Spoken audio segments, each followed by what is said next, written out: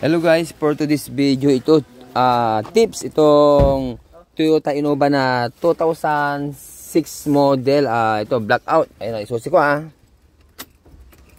sinusi natin, walang kailaw-ilaw. O pag ganito ang mangyari, i-repair natin to. Alright, so ito yung before. Okay, watch this. Aurora. Yan na guys. Okay, repair natin to. So ito na guys, yung panel gates, repair natin.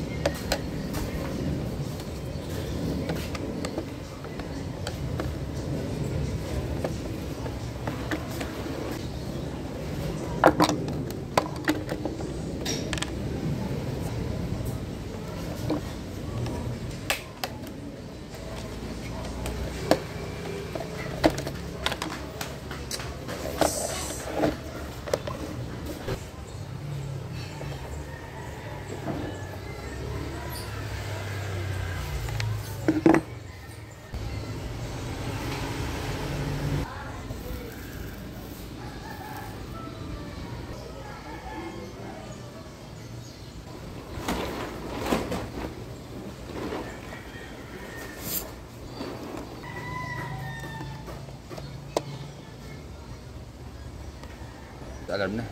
So ito na guys, so yung blackout issue So ito papakita ko sa inyo to. Yung before. So ngayon, testing nga natin. Salpa mulatan.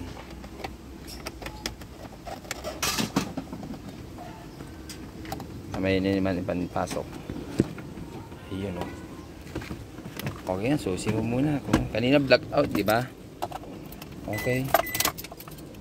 Ayun Okay, pakipatay mo yung patay mo. Susi.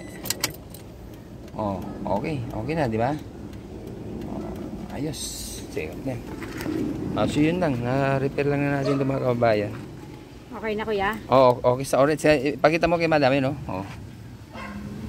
Yan, yun importante. Ayan ma'am, taga saan kayo ma'am? Montalban. Wow, Montalban Rizal pa? Pero galing yung sasakyan sa Nueva Ecija pa, Rizal. Wow. Nueva Ecija. Ayan, na-repair natin. Paano nyo nalaman itong pwesto natin, madam? Sa YouTube, kuya. Wow, thank you Lord kay YouTube talaga. Yung mga dati mo pa, mga late 2023 pa yata yung mga napanood ko noon. Parang nakita ko, tapos pinanood ko. Sinerch kita. Kaya nag-message ako sa'yo. Ayan, okay na ma'am. Ayos na. Anong pangalan niya, madam? Grace. Shout out kay Madam Grace. Ayun, taga pa sila? Rizal, Rizal. Rizal. Rizal. Isang Montalban, isang...